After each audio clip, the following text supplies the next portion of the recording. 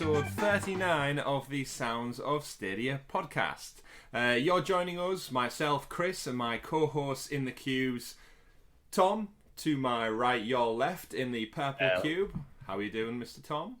I am very good, thank you, Mr. Chris. And below Mr. Tom, we have Mr. Richie. Hello there. Mr. Richie. These aren't our actual surnames. They are, yes. We don't have surnames online. It's either gamer tags, monikers, nicknames, the man of many pixels, Mr. First Name, Mr. Location, Mr. Man from the Purple Cube, whatever it may be. If you're new to the show, this is where we basically talk about names and naming conventions and other stuff like Orpheus and Gods and Monsters. It's the name podcast. No, in all seriousness, it is the Sounds of Stadia podcast, episode 39. We bring you the latest gaming news and Stadia-specific news from around the world of gaming. And we kind of lay it out on the table for about an hour or so's worth of chat while we bring you our thoughts, our ideas and our hot takes on all the excitement that Stadia brings to the table using the power of the cloud. This week, episode 39, we've got quite a busy week. We got some huge announcements. We got some leaks. We got some big reveals. We got some lack thereof of news as well, which it wouldn't be Stadia if we didn't not hear about stuff going on with the big boys and we were just left to the side playing with our little flat football. But I just wanted to address something. Tom, your hair's looking mighty sharp. Oh, cheers, mate. Thank you very much. We had extra time this weekend doing it. We had a bit of a trim. Actually, I've just realised you're not wearing headphones. That's what it is. Nah, your head's looking a lot more heady. a little less this and a bit more this. Yeah, it's a little less buff on the side, isn't it? It may be that. It may just be that. But no, I'm trialing out this week of actually having the speakers playing the sound. I've got it turned down, so hopefully the microphone's not getting any feedback with it. But just because I'm starting to pack everything away now, this is essentially the last podcast before the PC goes into storage. So it's going to be like, well, I don't know what I'm going to do without it. So if you're watching our content over the next week or so and you're wondering where Tom is, we don't know. He's in the nether. Right here. But he will return. I will return. He'll be lost somewhere in the world of Elder Scrolls, no doubt. Somewhere. And the great thing with Stadia is you can play it while everything is packed away. You just need a portable device of some sort with a Chrome browser and you are good to go. Damn you, iOS. Almost. It'll be on its way. Maybe by the time you moved in, it'll have been out. Maybe by July 14th. Maybe. Fingers crossed. Heading ahead. We do have a little bit of housekeeping this week for everybody. As you know, we've been very busy in trying to roll out the Stadia-specific content. So just a few bullet points to run you through. We had Chapter 5, Episode 5 of our Road to Valhalla series dropped this past Thursday. Myself and Richie jumped back in with Cassandra to the ancient world of Greece and explored some more cultists. We killed some more enemies. We went on the search of our very own Odyssey adventure. But again, very fun. We figured out the latency issue, so Richie was no longer watching on like a 2-minute time delay, so his reactions were more in the moment. Thank you to everyone in the chat who joined as well. We had an absolute blast, so check that out if you're not already. Remember, it is story specific. We're not just doing random side quests. It is very kind of the fat has been trimmed off that Greek bar. Nice and streamlined indeed. Richie, your penultimate episode dropped? Yes. Of Lost Words, so we're very close to the end now. So the end is in sight. Go watch it. Go watch it. The end is indeed in sight. You two also this week jumped in with some would say questionable outfits of choice for an Elder Scrolls Let's Play. Tom was just in his pajamas. Yeah, it's just what I wear. It's just a casual evening for me. I did joke about the lack of I mentioned the lack of headphones. Maybe it was the lack of Elfias that was throwing me off a little bit. Maybe. I could go grab them. They're just over there. The question is, Tom, are the Elfias the last thing you pack away in terms of priorities? They're going to be in one of the. They're going to be at the top of one of the boxes, so they're easily accessible. I think they always need to be on call just in case. I always feel like you should have done this podcast in that outfit. Oh man! Sure. One day. We'll have some fancy reasons to rock up in outfits, no doubt, at some point.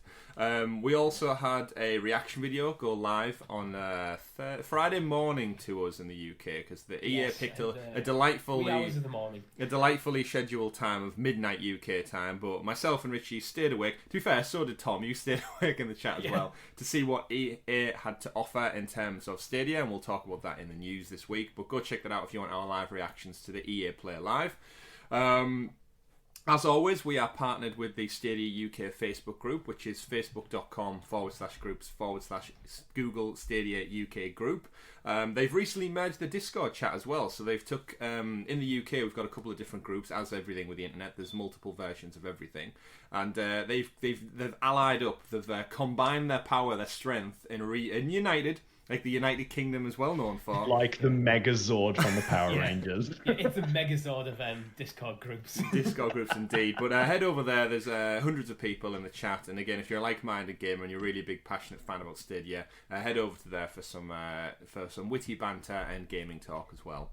And the final piece of housekeeping news, I know there's been a couple of things on this. We have been quite busy. Is this Tuesday we've got a special kind of reveal stream. Tom, do you want to tell us the little bit that you were allowed to say about this stream? A little bit of what I'm allowed to say. Yes, so it's become public information as of this past week, and so that the Wave Break, the title by Funktronic Labs that we've all been excited for since the previous Stadia Connect, is coming out on June the 23rd. It'll be coming out at 6 p.m. UK time, which I think works out to 10 a.m. Pacific time. But we will be going live at 6 p.m. with the game at the point of release right there. So definitely come by and check it out. We may have some surprises in store for you, but we cannot say anything more than that. You've got to be there at the time of release in order to actually see what happens.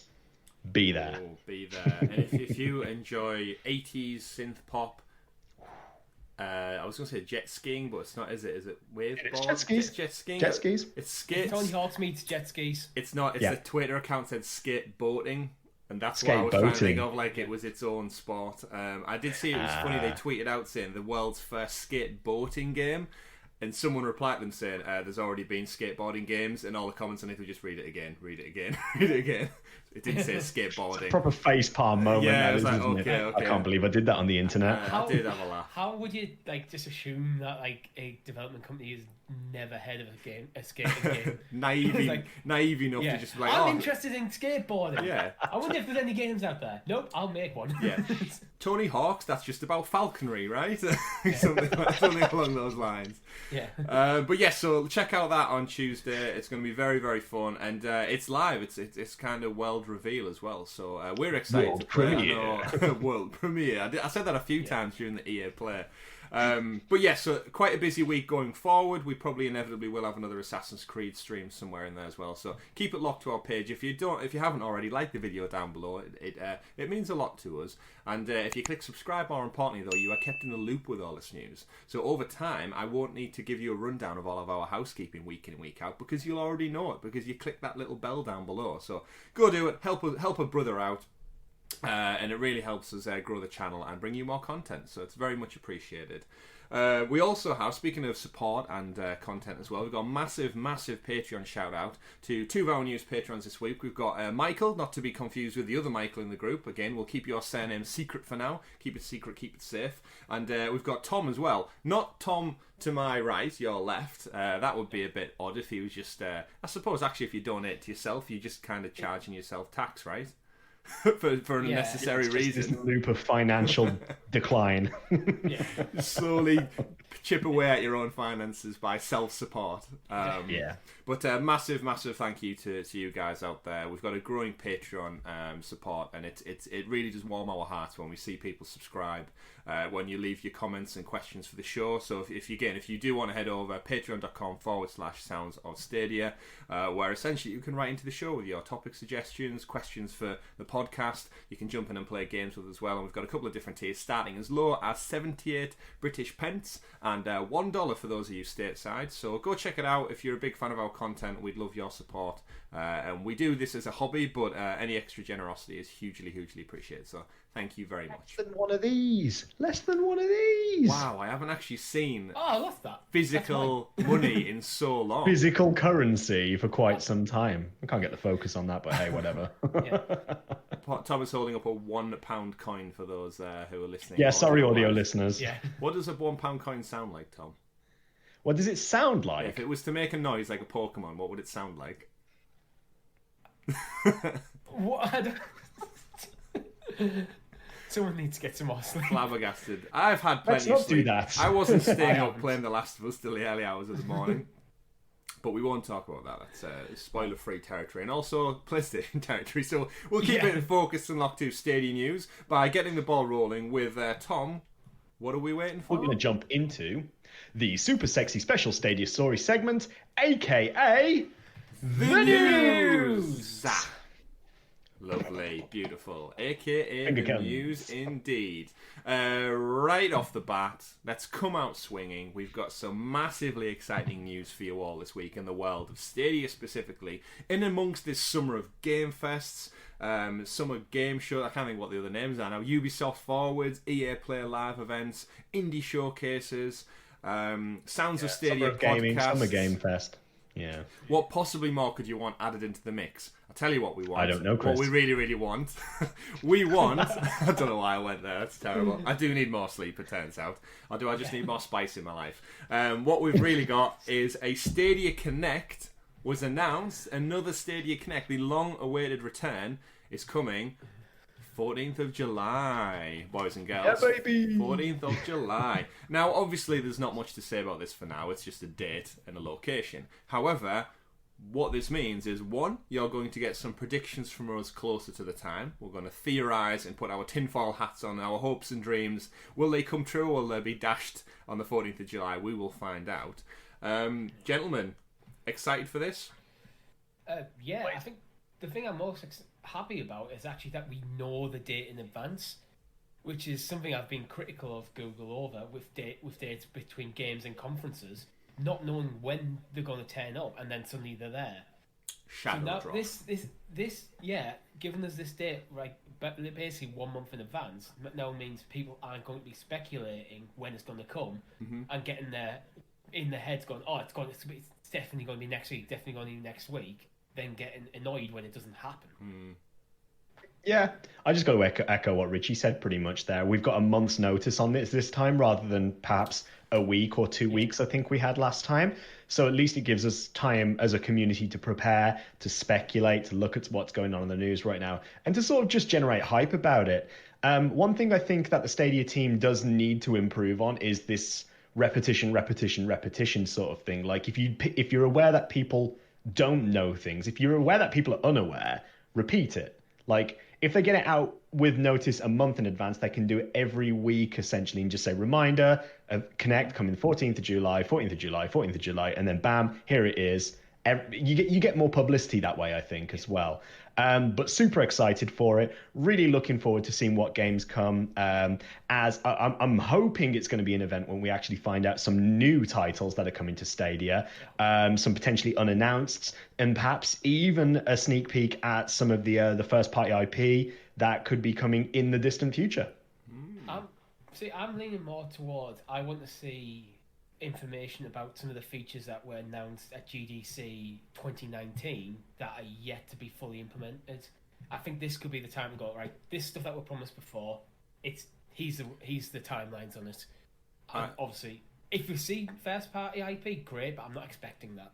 Yeah, so my guess would be, or my hope I should say, is that they keep it game focused. We've all watched conferences before where they get too tech heavy. I understand, I think, Richie, what you're saying is in terms of the features that they promise. I think they could maybe have a quick like kind of fire round segment where they just say, here's SharePlay coming, here's this, and maybe entwine it in with the game. So like a game that's maybe due for announcement or release that showcases that feature, reveal the game alongside the feature and kind of go with that. I don't want like a 10 minutes of this Connect focused on Hi, I'm Phil Harrison, sat in my bedroom with a really poor green screen. Let me talk to you about XYZ. It doesn't really fan the flames of excitement. Whereas a nice kind of sleek, he's a feature. We promise them they're all out and they're live now, for example. That would be really, really good. In terms of, sorry. I was going to say, I think one thing that we should sort of hope for as well is if you take a look at the Xbox Series X games reveal event and the PS5 reveal right there, you could see a stark contrast between like, here's a bunch of Xbox people in their bedrooms currently sitting at home in isolation. Yeah, I get that sort of like homely, and it's sort of like showing that we are human too and that everyone's sort of in the same situation. But Sony came out guns blazing with the professionalism of the way they recorded. Yeah, absolutely. And I mean, even again, if we look back at the Destiny reveal for the upcoming expansions, the way that was done, that was, you know, professional, but also still sort of humbling in a way, the way it was all set up. I'd really like to see Stadia and Google essentially come out here with something that still is very professional, because if you think about the clout that they have in the global marketplace, they should really try to maintain that brand image as well when they go forward with it. And I think that's going to be something to watch for in particular, because I think that can sort of set up expectations, or impressions, I should say, about a service and about a company going forward too. So, yeah. Yeah, I agree. I think if you look at the Sony conference, one thing I thought they did well is they had these incredible production values throughout, but occasionally it would go down to someone's, like a developer's office, of the developer just talking about his game before they show the trailer. So you had that mix. Mm. Yeah, in terms of the polar contrast, I think PlayStation delayed their event and they pushed it back, and they've kind of kept their cards very, very close to the chest. But yeah, Tom, you're completely right in saying like the production value of the PS5 reveal event was on another level. Like they put every kind of segue sequence scene, like transition to the next part was unique, it was different, it was meticulously done. The way they utilised their sacred symbols kind of logos was phenomenal. It was just it almost like showcased the extra polygons we expect to see in next gen. Floating around, moving objects, squares going into circles, and vice versa. And with the music in the background, it just all brought like that high expectation level of professionalism that you really do expect. And I think doing stuff from like your bedroom and home, it's very heartwarming, and it shows that everybody's human, and it does bring a certain element to it. But when we're talking about technology, Apple have done it for years, where they go for that sleek, clean image, and it does so well to drive home the message of, we are big, we are full of money, we are important, and you want this tech. And what bit will make tech look better than showcase sleek, curvy edges, sharp designs, bright, colourful design? And I think, yeah, Google have their money to do it. And you can't tell me they can't hire a few artists, just pull something together that isn't just a shoddy green screen outline. I mean, Tom, you did green screen for the Elder Scrolls video last week. Looks smooth and sharp as anything, if I must say. They have a lot more money than you. I'll lay down that gauntlet. No offense, but I'm going to say Google have a lot more money than all of us combined will ever own, probably in our entire lifetimes. Yeah, definitely. That's true. I do expect big things, but more importantly, I do hope there's a focus on games. And we said, I think, between ourselves privately, when they announced this event, there's no need for them to do it unless they have something to say. So my hope is that they have something big to say, whether it's just a flood of games, it's some newer titles. That's what my fingers are crossed for. Yeah, I think a lot of it they need to think about is expectation of what this Connect is going to be. I think I'd like actually the Connect to go to almost like a monthly thing, where once a month they do it, and in that case, it doesn't need to be this massive, overproduced production. But if you want this to be your tempo, this is where we're going to drop out big news. That's when you do need to crank up the production values to make sure you have this awesome show. If it's just a monthly news drop, but at the moment I don't know what they want the Connect to be. Yeah, I feel like there should be two separate things, though. I think that they should certainly have like an annual or biannual event where they do big announcements akin to the E3 presentations and so on. But I completely agree with you. I think they should have a monthly sort of update as well. So whereas we get like the weekly updates, this week on Stadia type events. It would be nice to also see almost like a developers update or like a Stadia update video every month, and also use it as an opportunity to really sort of remind us as well of what's coming and is there any new information on when it's coming, kind of thing too. Yeah, big things. I don't think it'd even be that difficult because they have the weekly blog post. So you're basically going to take that information, add some more upcoming stuff, maybe an occasional developer interview, and then and piece it together. Yeah, well, no, I agree. We're definitely excited for it. It's definitely something we're going to give you some predictions. I kind of hope it's maybe not once a month, otherwise we're just going to be just giving predictions out left, right and centre every 3 weeks on the bat. But speaking of things coming soon, or should I say not coming soon, the second news story of the week, once again, Cyberpunk 2077 has been pushed back ever closer to the year 2077. We theorised and we talked and we joked and we moaned about the delay and such, because obviously a delay to Cyberpunk on most platforms, we can now, while it's fresh in our minds, theorise, does this mean another delay yet again to Stadia, or does it bring things in line with each other, finally?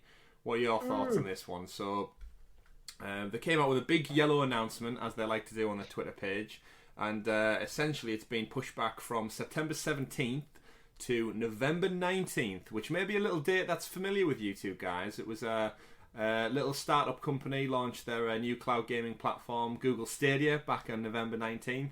But relevant for this chat, Cyberpunk guys, what does this mean for Stadia, and what do we think about these constant delays?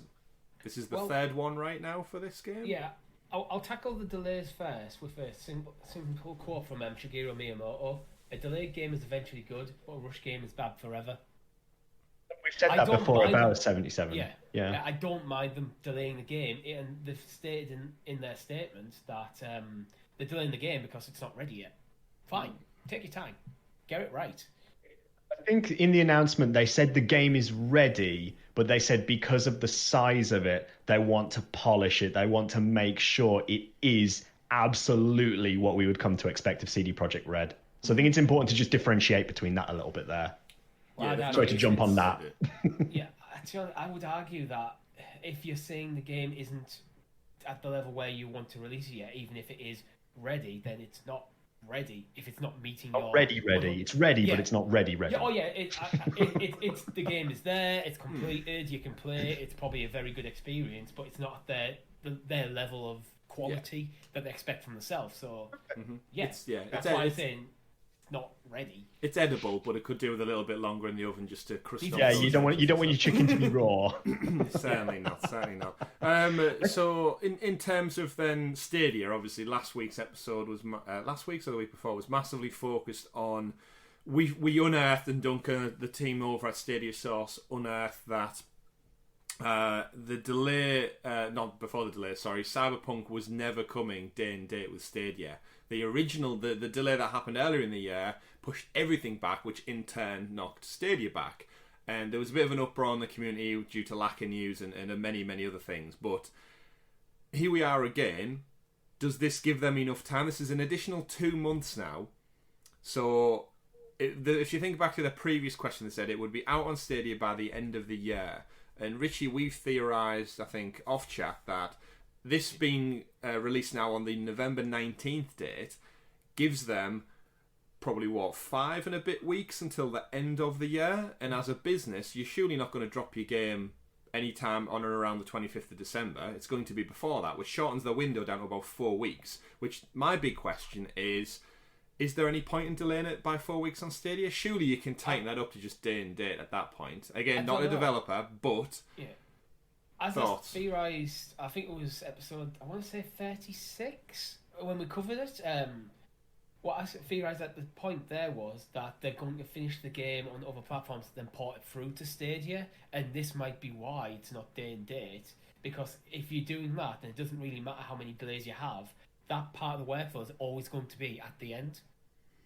I mean, it's entirely possible they might now go, because port it over to Stadia and then release all 4 like on all platforms simultaneously, but it's entirely possible that you'll see the PlayStation 4, the PlayStation 5, Xbox Series X, PC version come out, and then it might even be a day. It could be anywhere from a day to a couple of weeks. We have no idea.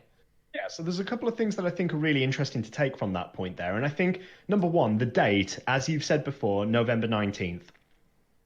1 year anniversary from the release of Stadia.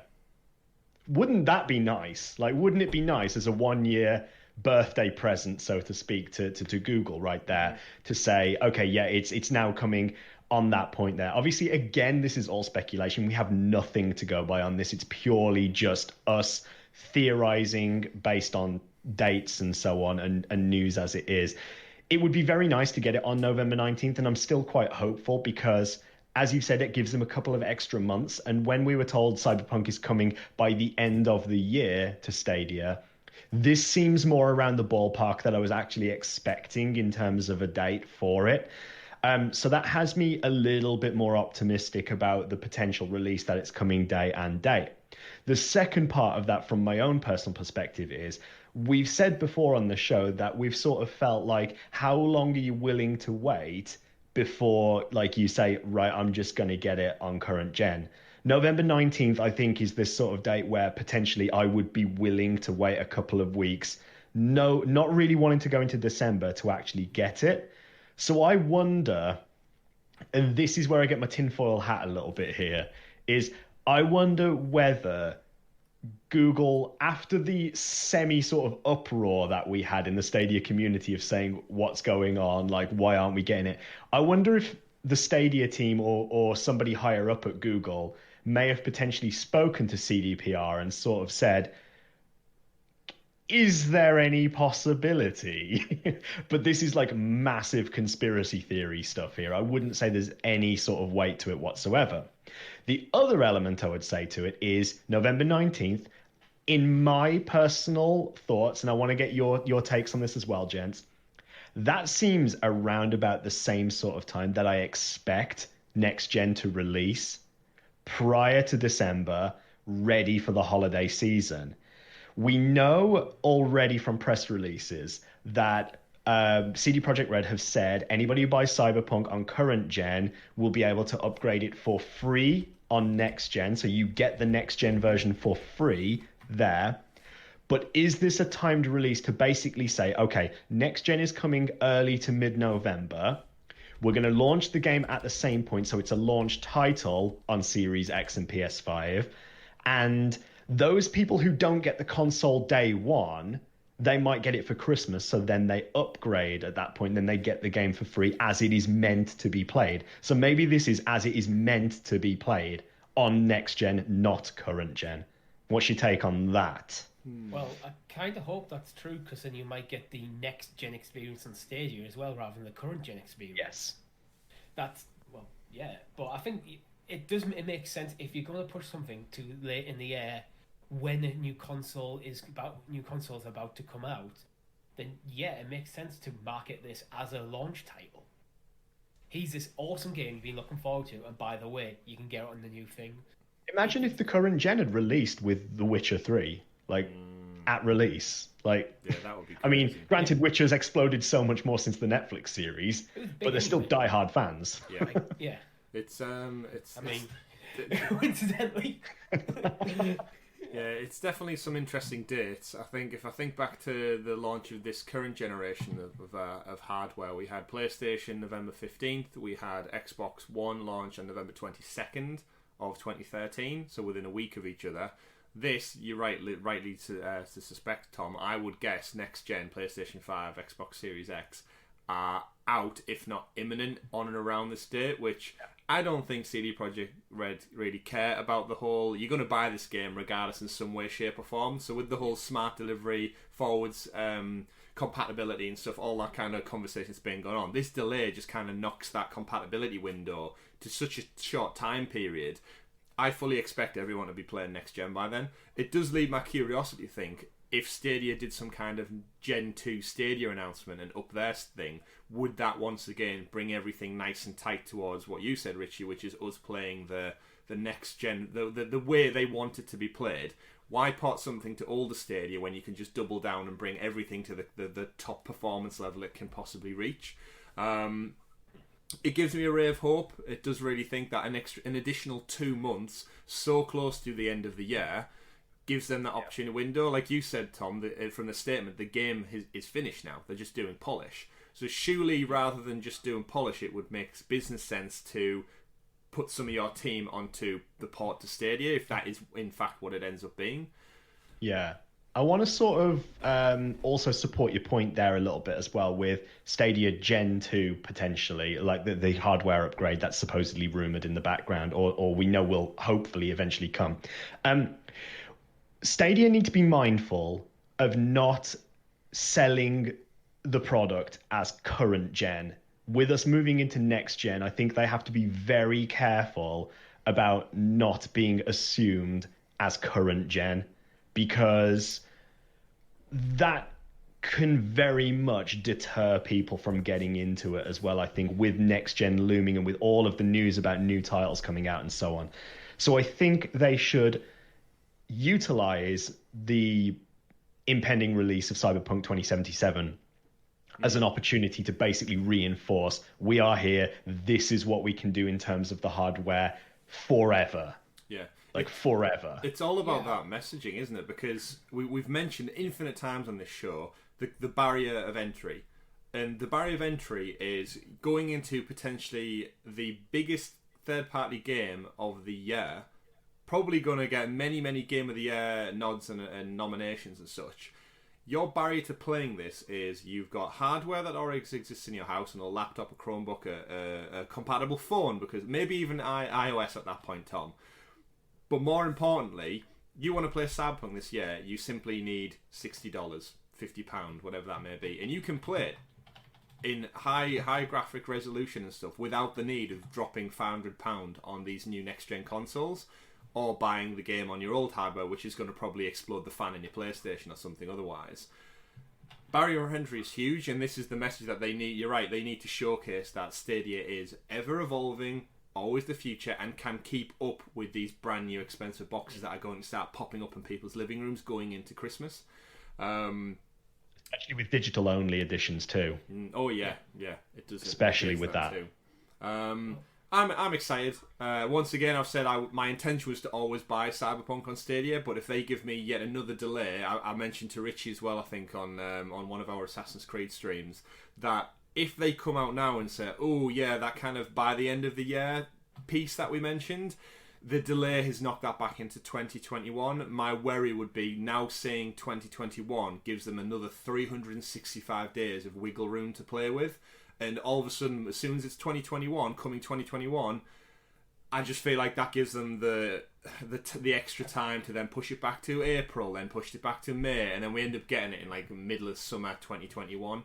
I hope not, but I think that's more problematic for me for Stadia rather than CD Projekt Red. Oh yeah, it's not their problem. Sell the game.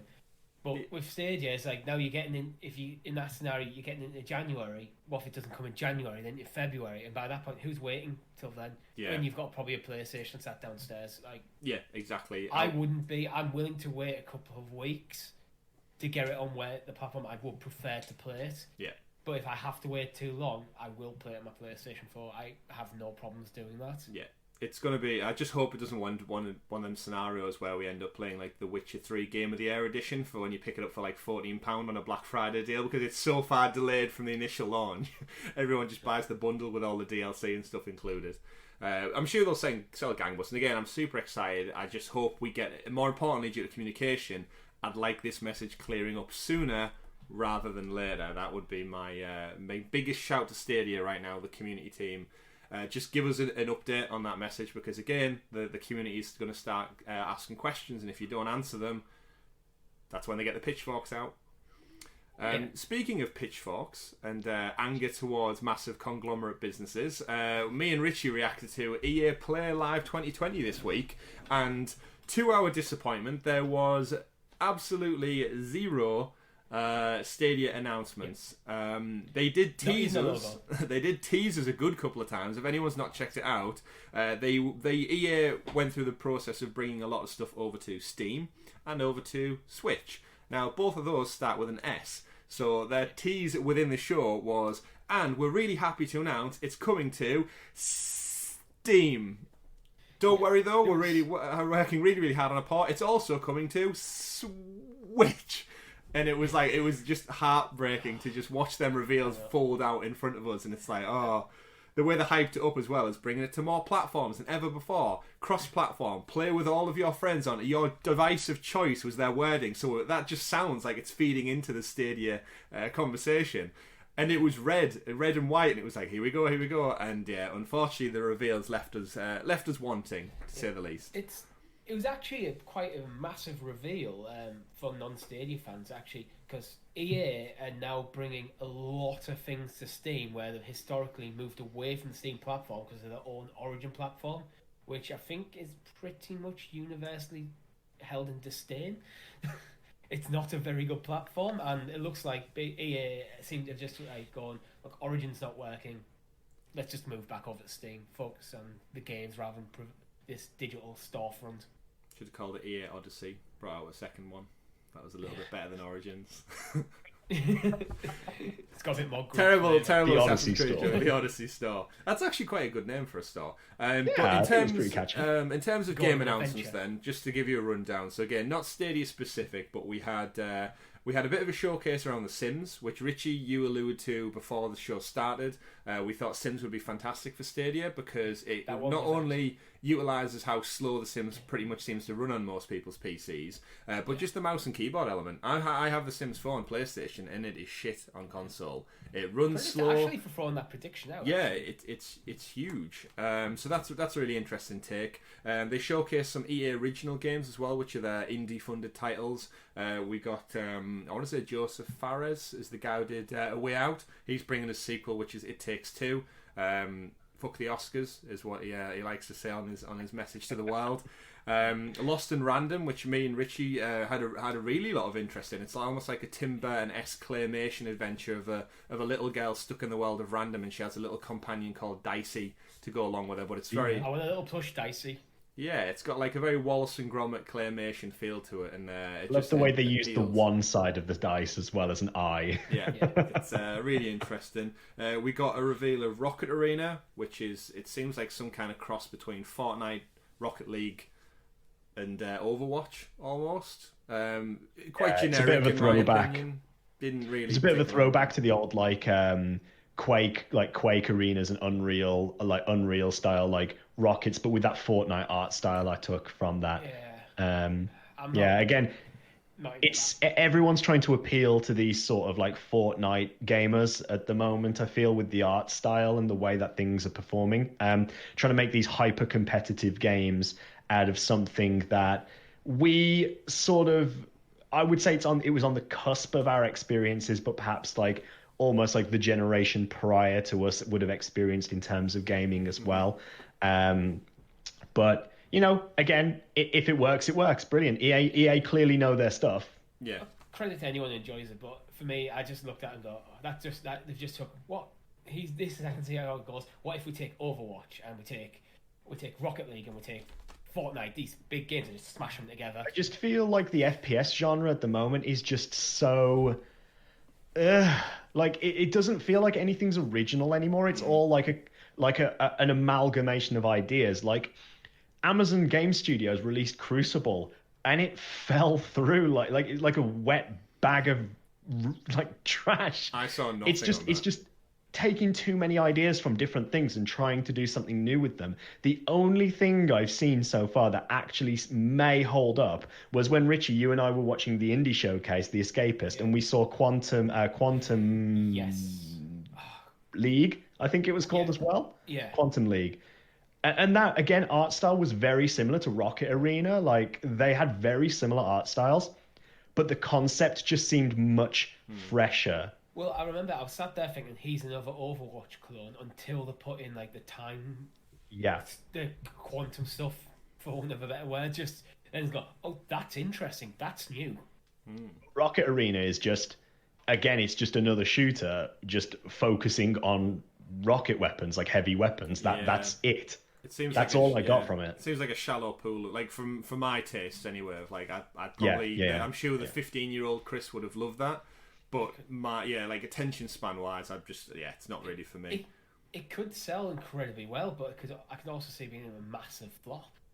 It really depends if the kids that they're aiming at are looking at it going, yeah, I'll move on to that from Fortnite. But if it doesn't get into that lexicon, you don't. It won't happen.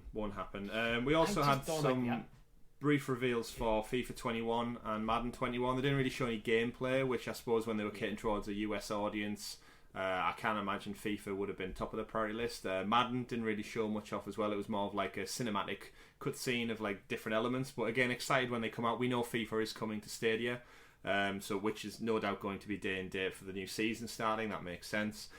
We got the second ever skateboarding game announced. Skate is coming off the back of Wave Break later on as well. Huge for people who are skateboarding fans. Obviously, we've got the Tony Hawk's remasters coming. So Skate. Did either of you two ever play Skate back in the day? Yeah, I used to play a lot of Skate. Skate 2, Skate 3 in particular. Used to play actually with quite a few friends from school. It was sort of our thing to do on the Xbox 360. But yeah, I mean, I miss the days of. I mean, I'm super hyped at the moment because we've got Tony Hawk's Pro Skater 1 and 2 remastered coming out, which is fantastic. And now we've got another skateboarding like legacy essentially coming back with the title Skate as well, which was a much more simulator-esque experience of skateboarding rather than Tony Hawk's, which was very sort of like, crazy tricks and little bit wacky, but still a hell of a lot of fun. So is this like the Gran Turismo of skateboarding as opposed to the Need for Speed arcade of Tony Hawk? Yeah, I probably wouldn't stretch as far as Gran Turismo. Not that precise. Yeah. It's not like first-person skateboarding where all you're doing is looking at your feet and looking up and. Yeah, it's pitched as the more serious skating game. Yes. Where Tony Hawk's is awesome. Yeah. We also got a huge gameplay look at Star Wars Squadrons, which I am hyped for. The trailer was amazing. They showed off some gameplay. They've said it can all be played in VR, which I own PSVR. We were hoping it was going to be the next big Stadia game announcement. Now, I hope this doesn't mean they're going to do a Jedi Fallen Order on us, and the next Connect, the reveal is, and Star Wars Squadrons is coming to Stadia. I hope that's not their big final reveal. I think that's a bit disappointing. That news that just becomes part of an event then gets segmented off, and that's the big announcement for the Stadia Connect is. And our final EA game is Squadrons. It's like, great, you could have just told us that last week when you said every other platform, and now we've had 4 weeks to be pissy about it not coming to Stadia.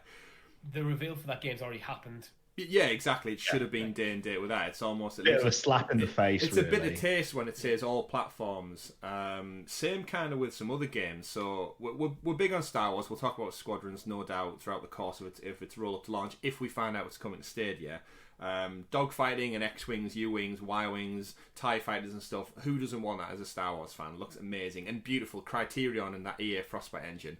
Mwah, looks absolutely gorgeous. There was a moment where they were just coasting across, like shooting across the front of a Star Destroyer, and I just thought, wow, I can in VR in particular, I just thought that would be so cool. We're talking about dream realization stuff here, where you can effectively feel like you're sat in the cockpit of an X-wing. Yeah, 100%. Like if they brought out a VR headset that was an X-wing pilot helmet, and then you got to play that in VR. Like the VR Star Wars Battlefront 1 had an X-wing mission where you flew around an asteroid and you shot down some TIE fighters and stuff, and it was everything the child version of me could have dreamed with when growing up with Star Wars. Yeah, give me that X-wing or that TIE Fighter Squadron helmet with VR built in. And just put me in there. Yeah, blast the shield down. And that would just be phenomenal. He switched off his targeting computer. I don't need it. I've got my gamepad controller, all my Move joysticks ready to go. Use the Force. This is what needs to happen. Oculus need to partner up with Google and make that happen. You never know, the power of the cloud. But then finally, our kind of topic that I want to bring us on to, mostly when it comes to EA Play, is the reveal for Apex Legends. So me and Richie, we've dabbled in Apex Legends a little bit. Tom, I don't know if you've played yourself amongst your other friends. Quite a fair bit, actually. Fair bit. Yeah. Excellent. PC. Amazing game. Very quick sharpshooter. The ping system. The teams of 3. Very action oriented. Super fast. Takes a lot of Titanfall action and kind of amalgamates it into a shooter. Amazing. The big tease reveal was it's coming to Nintendo Switch and Steam. Not Steam. Not Stadia. Steam. Sorry for the podcast listeners for those really harsh S's there as well. I know it can pick up quite harshly. Now, that was a bit of a kick while we were down. We had no reveals of Stadia, and they kept teasing us with these S reveals. It's not coming to Stadia apparently. However, after the show was on, our friends over at Stadia Talk, Eddie Player One, they were doing a bit of a conversation post-show. They were talking about the theories and what was coming. And our friend Chase dug out an article from the Washington Post, which stated that Apex Legends is coming to Steam, Switch, and Stadia in the article. Now, they tweeted in the moment to the 3 collaborators on the article at the Washington Post just to get their take on it. And they replied back saying, and we can quote from the tweet as well, that's what they were told in the media pre-briefing. They reached out for clarity to EA, and then EA said that was a mistake, it's not coming to Stadia. And then the article was updated and redacted. I think this leads for me to believe that it 100% is coming to Stadia. I'd imagine we're going to get the reveal at the Connect, and I think maybe EA may have just slipped up and shot their gun a little bit too early on this one. Shall I go get my tinfoil now? Go get your tinfoil. Yeah, go get your tinfoil. But essentially, the conference passed, no news of Stadia whatsoever. We know there's another big EA game coming. We know Stadia kind of needs these live action battle royale-esque games to come across, to bring those kind of casual audiences with them. I think Apex fits in that Fortnite, Call of Duty, FIFA kind of world of gaming. And yes, the Washington Post isn't quite the most credible. It's a blog website. They don't always necessarily focus on games. However, the fact that the writers stated they would brief this in the EA press briefing, and then they've re-clarified that's what they were told. So they've put their back against the wall and said, no, we'll redact it from the article, but we were told in a pre-briefing. Now, you can't tell me that you're going to join a Zoom call, a Skype call, some kind of audio conference for your EA Live gameplay event, and they're going to slip up by saying it's coming to Stadia, and then retract into. I think it was a mistake. It's intended for the start of next month when we get the Connect. Yeah. They fucked up. They tried to redact it. They've tried to cover it up, but as with everything on the internet, they've done some sleuthing. Chase and Eddie and them brought it up live in the moment, and I think it's guaranteed. I think we're getting Apex probably day and date with the Connect. It's going to drop. I agree. I think whoever's been doing that press briefing is known that it's coming to Stadia. And it slipped up by mentioning it in that briefing, which is at the wrong time to bring it up. And they probably didn't even realise at the time. They probably, when they were just rattling off what platforms it was coming to, I was coming to Steam, Stadia, Switch, and then probably moved on to the next point. Too many S's. It's just when you consider the fact that you can't look at it any other way. They were intentionally winding up Stadia fans with the whole S's at the end of thing, and it's almost like an Easter egg-esque reveal in a way, in my opinion. Like, that's the way I sort of see it. I'm trying to be hopeful. I'm really trying to be optimistic because I bloody love Apex. I think generally if that is what they're doing, I hope that's what they're doing. That like the teasing. I think they missed one thing that needed to be in there at the end of the show and goes, "See you at the Connect." I they don't need to tell us what's going to be there. At a third party thing, I don't think it's in their best interest to say we'll also be at this other showcase. Yeah, I don't think Microsoft and Sony would be very happy about that in particular. But I mean, they spent the entire thing bigging up Steam and Switch. Yeah. So I don't feel any different than that. Look, if Switch can play Apex, Stadia can play Apex. Oh, yeah. That was the biggest kick, I think. Such a lower, like, again, no disrespect to the Switch. I have one; it's amazing, but it doesn't quite run AAA games at the best fidelity, the best speed, the best graphics, just on account of its hardware limitations. They've got a very niche market carved out for them, Nintendo, and the fact that they're getting games like this is a massive testament to the pull power that Nintendo now have. We remember the Wii U, nobody third-party supported that bastard. That was just like left out in the cold to die, and it did, deservedly so, because it was your shit console, bar a few great exclusives, which have now been ported to Switch. There's no reason to own a Nintendo Wii U at this point, other than as a collector's item.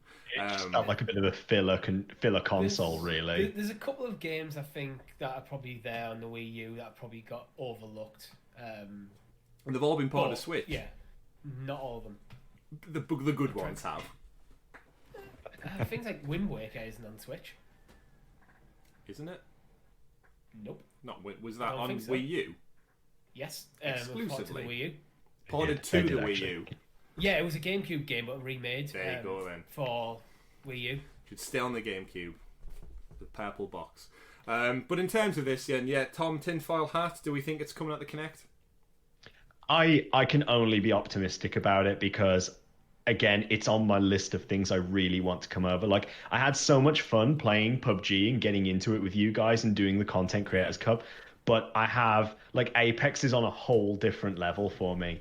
It's just, it's up there on a pedestal right now, and if it came to Stadia, yeah, I would be absolutely all over that. It's a free title again. It's just, you get your season passes. There is, there are cosmetic unlockables and so on for it. It just, again, it fits into that sort of dynamic that we're starting to get more familiar with on Stadia. And I do think, like, making it that much more accessible for people too would be a bloody good move. Yeah, I think it's the perfect game for the Content Creators Cup round 2. Absolutely. I was just going to say, so what you're saying, Tom, is episode 2, season 2 of the Content Creators Cup. Watch this space. We're going to watch the Kinect first. We do need to see. Speaking of things that are also going to come out, hopefully, to Stadia, and we know they are, we got the announcement that Crayta, the Fortnite-esque inspired Minecraft create your own world, create your own game, is coming July 1st as a pro game, as promised. So one of our pro games confirmed for July is Crayta. And we've theorised about this, but we're all excited because we want to make our own Sounds of Stadia game. And we want the community to let us play their games and jump in and basically see what the world of Crayta is about. Both hyped, excited for this one? Massively.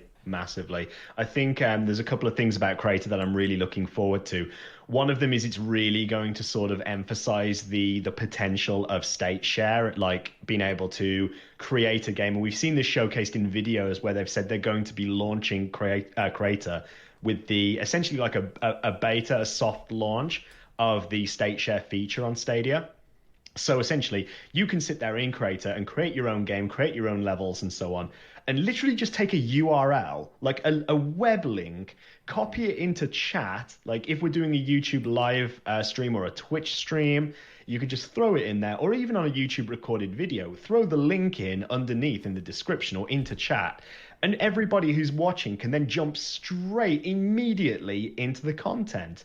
And I think that is something to be really, really hyped for, because you don't have that anywhere else at the moment.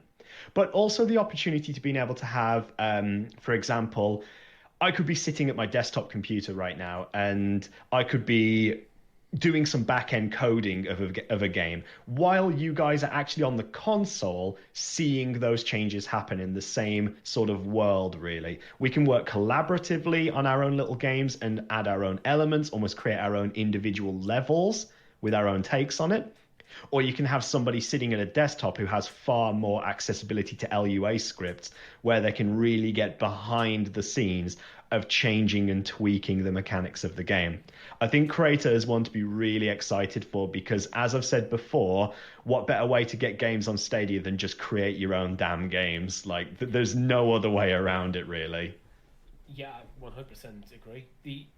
I actually love the concept of these sort of games because I think they are so important for getting inspiring the next game developers.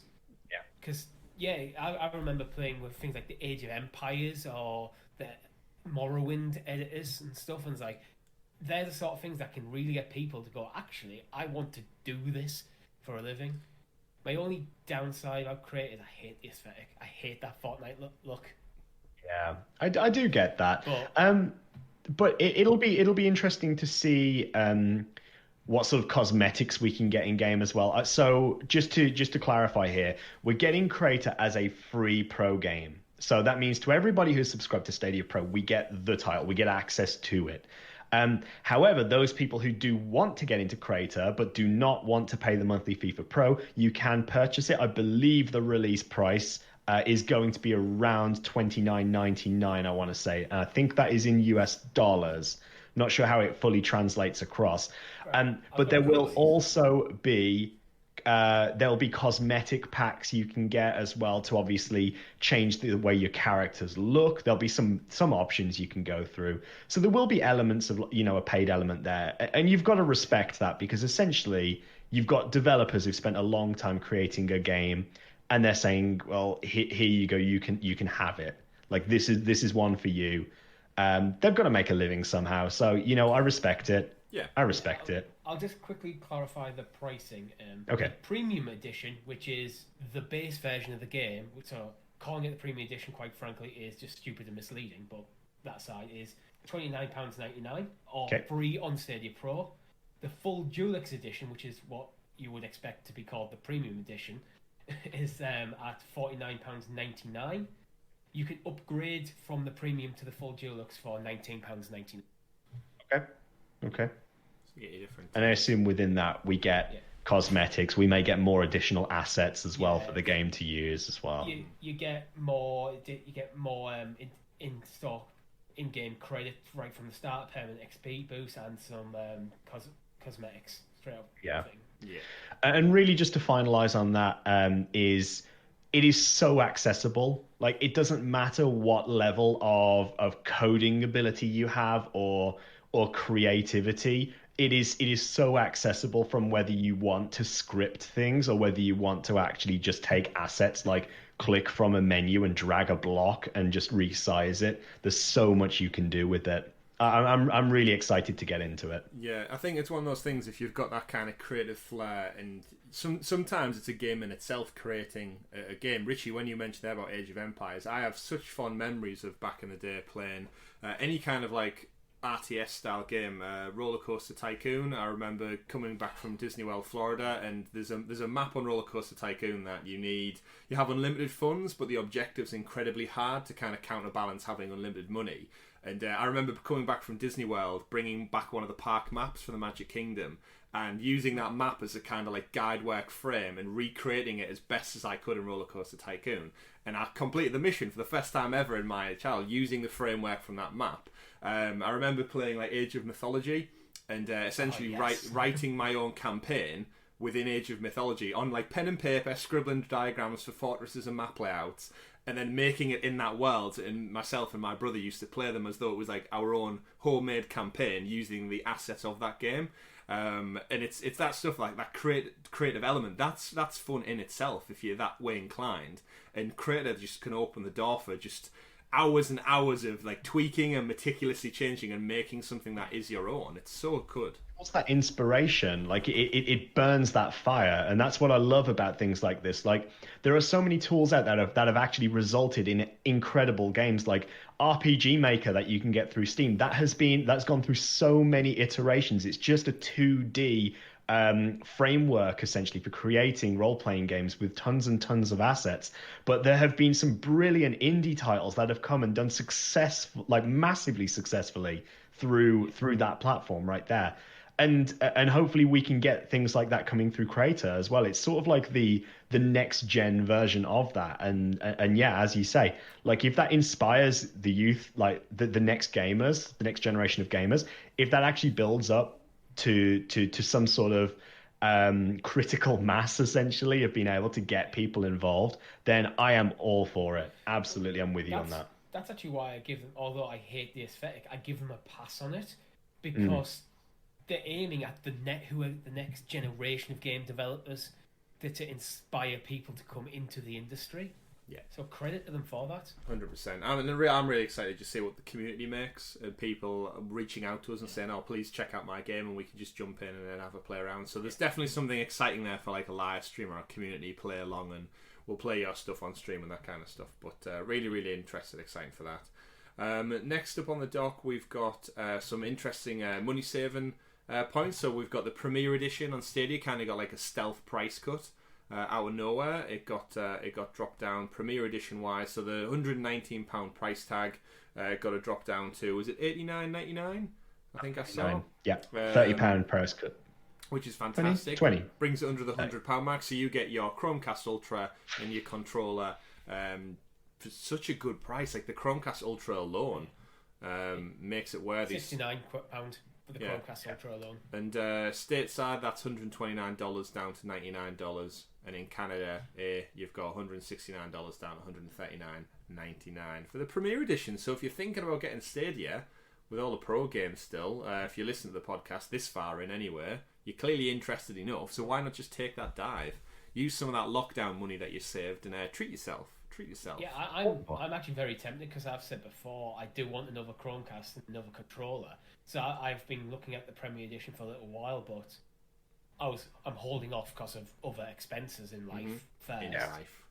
I was going to say, even if you are one of the people who, one of the community who is already in Stadia, but you're using a computer, a laptop, or your mobile or something like that, and you want to get it on the big screen, so you can enjoy all your favorite games as if you were playing on a console, then I think now is definitely the time to do it. Like, grab yourself the controller and the Chromecast right there, and just see. I've said before on the podcast, my experience of Stadia has been vastly different between desktop computer and the Chromecast.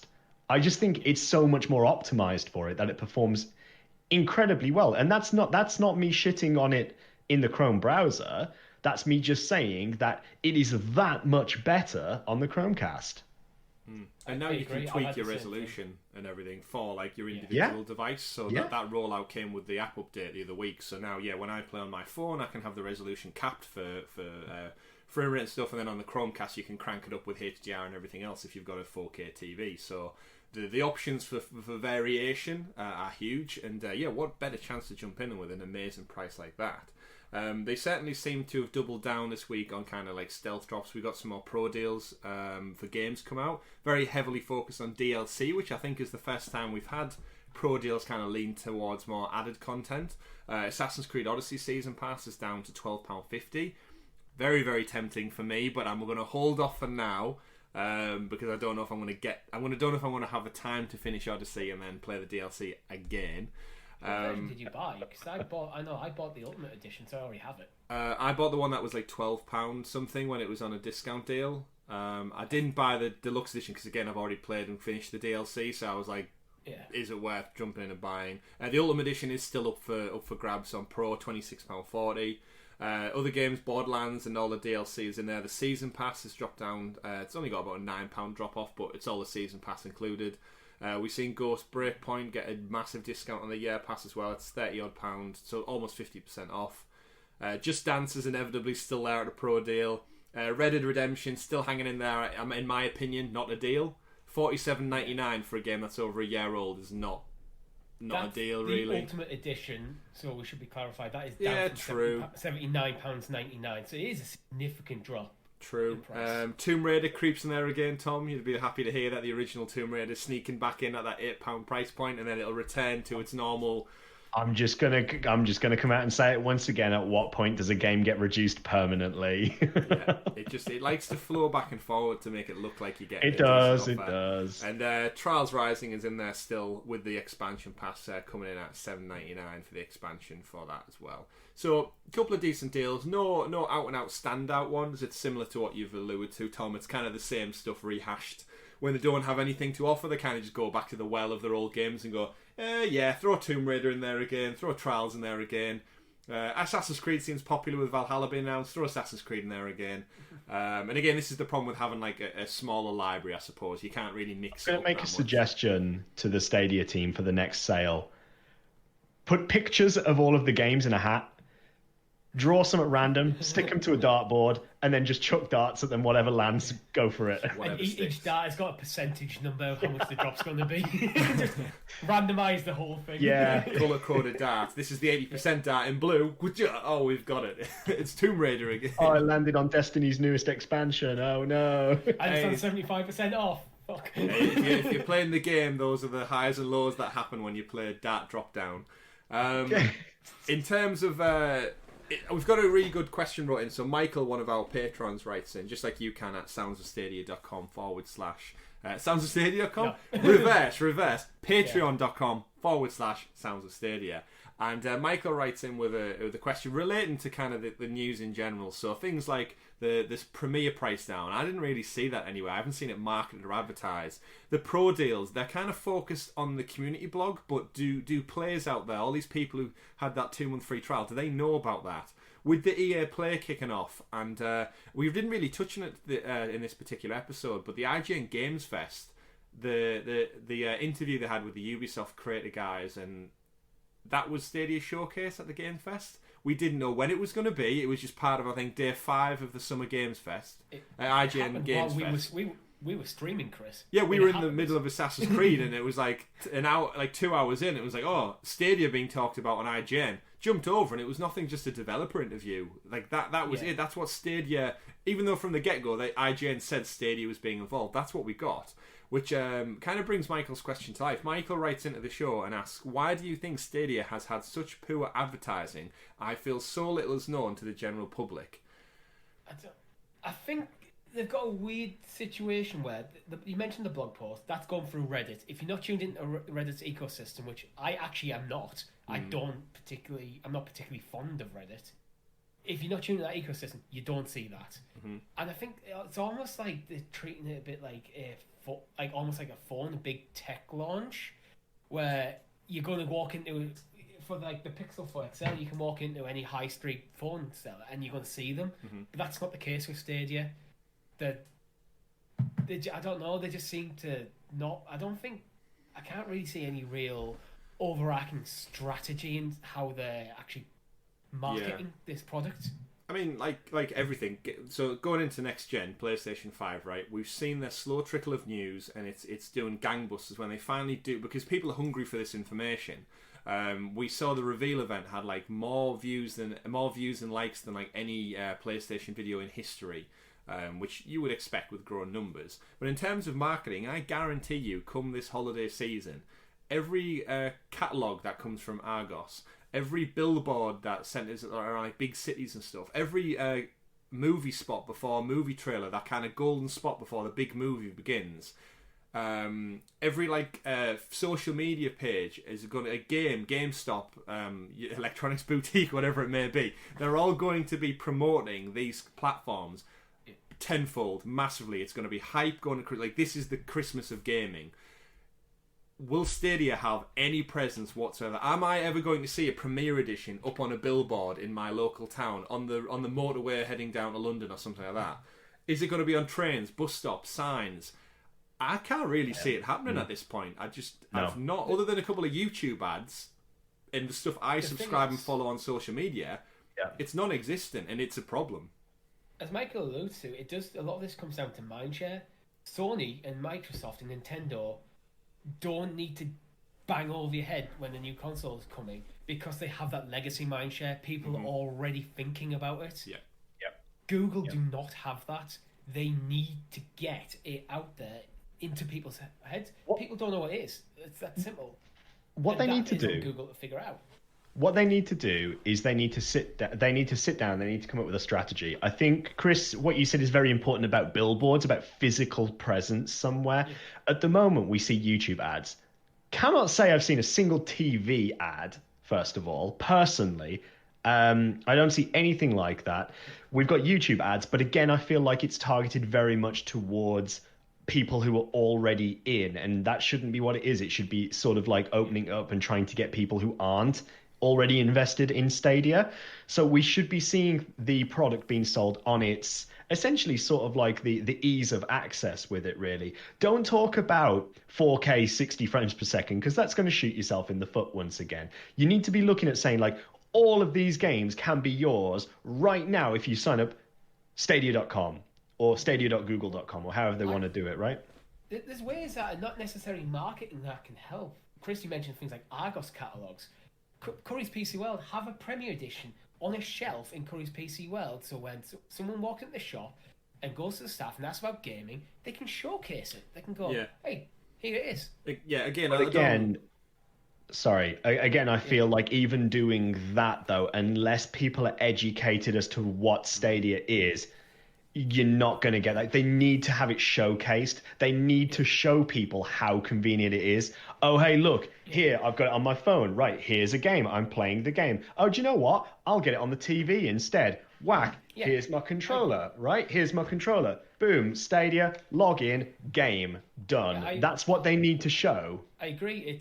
I think it needs to be approached from multiple different avenues to basically... So people walking in the street, you mentioned billboards, Chris, see it. Yep. And they see it, they think about it. Yeah. And then you have all that content on their YouTube channel to explain clearly what it is, how it works, and just showcase it. Yeah. Show it off. Yeah, it's awesome. It's a problem. I think this leans back into the narrative that we're still in this so-called beta that we talk about, where I guarantee you the next-gen consoles, when they come out, their marketing is going to be the highest it's ever been for the last 5 or 6 years. They are going to go big. They are going to go everywhere. You are going to see Xbox, PlayStation, everywhere. Even Switch is going to ramp up because it's a massive seller for kids at Christmas. All parents, like, it was sold out practically leading up to last Christmas. All those 3 competitors are going to double down on their financing, their marketing. Without a physical presence, I would... Again, I know the world's in a weird place right now and we can't freely just walk into shops, but if we were to walk now to our local game store, or GameStop, GameSpot in America, or your Walmart or your Asda, Tesco, whatever it may be, if I walk into game, I would be very probably right in thinking the only place I'm going to see a Premier Edition or a Founders Edition is behind the glass cabinets that is basically selling reused tech. There is going to be no platform and no stand for it. I wouldn't even be surprised if the people working at Game didn't even know what Stadia was. And that's a problem. And that is the problem. The problem isn't so much perhaps an element does come from how it's marketed, but also its actual existence. Like, I don't think the Stadia team or the Google marketing or PR teams are actually aware. And this is shocking from Google, really, because they are a data and ad company at its forefront. But it's almost as if they don't know how to approach the gaming market. They don't know how to target gamers. Yeah, I agree, but I've said it's weird because their parent company owns YouTube. Look at the PlayStation event. That was on YouTube. You have that metadata. You have it because it's on your platform. Like, use it.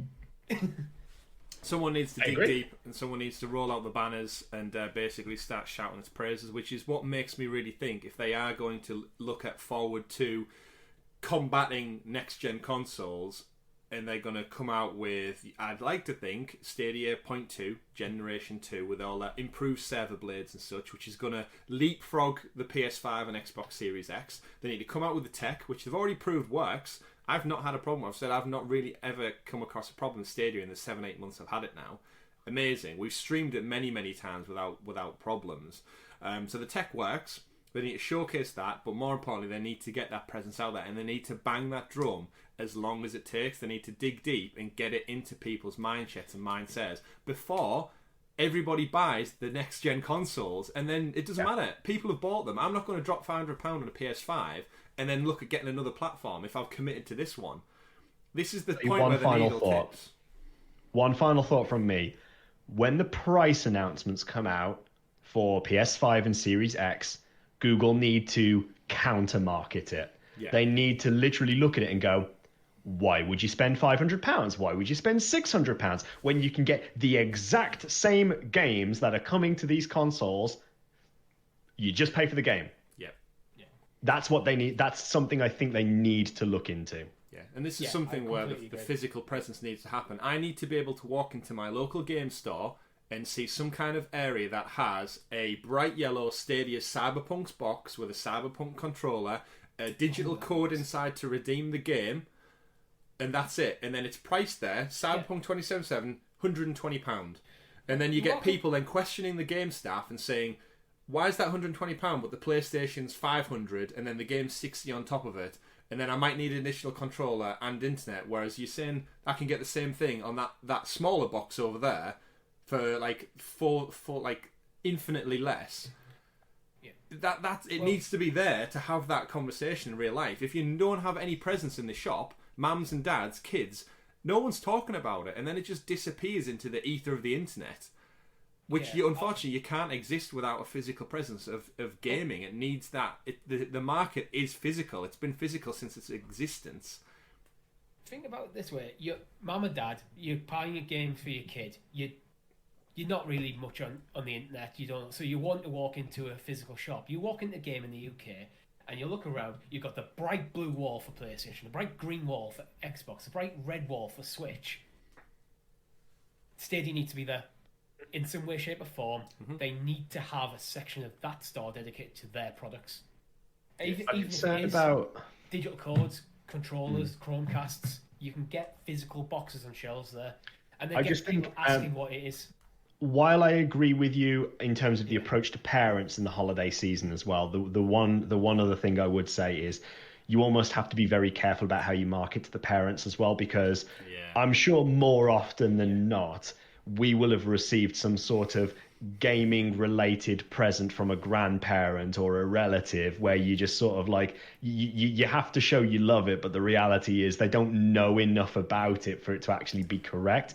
Or like when you get a game on the wrong console, for example, that's probably happened to more than a few of us who are in the community as well. That one's educate people. Points with as crossplay, even EA have now get involved with crossplay, so that's getting less important. But you are absolutely right. This. But but this is where I think having that physical presence. Chris, you mentioned the people working in the shops potentially not knowing what Stadia is. If they've got an entire quarter of their shop dedicated to it, Tom, sorry. If they've got an entire quarter of their dedicated to it, they kind of need to know because they're going to get asked questions about it. And then it's on to you putting the pressure onto like the shop owners to train their staff on what this product is. And then so they can sell it. Having worked in retail before as well, you just know for a fact that part-timer, 16 hours a week maybe, they only do 2 shifts.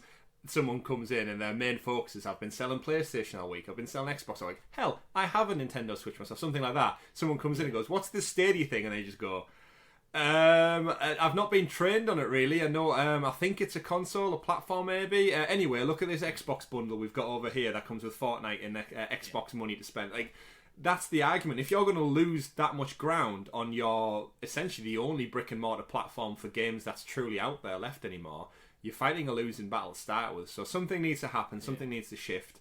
But more importantly, we need to bring the show to a close, gentlemen, because we risk going over yet again because there's so much news with Stadia. So that brings us to the end of the news for this week. Bit of an odd episode. It kind of flicked between hype to predictions to what we want to see to some creative feedback that we've got for the Stadia marketing team. Because let's be honest, I don't even know if they exist or not at this moment in time. Alas, that brings us to an end of episode 39 of the Sounds of Stadia podcast. And it's probably fitting at this point we should say, Tom, you are in the middle of a move, so you won't be with us next week. I will not now. You're going to be packing yourself up, putting your earphones and your elf ears away, and you're going to be shipping out somewhere new, somewhere exciting.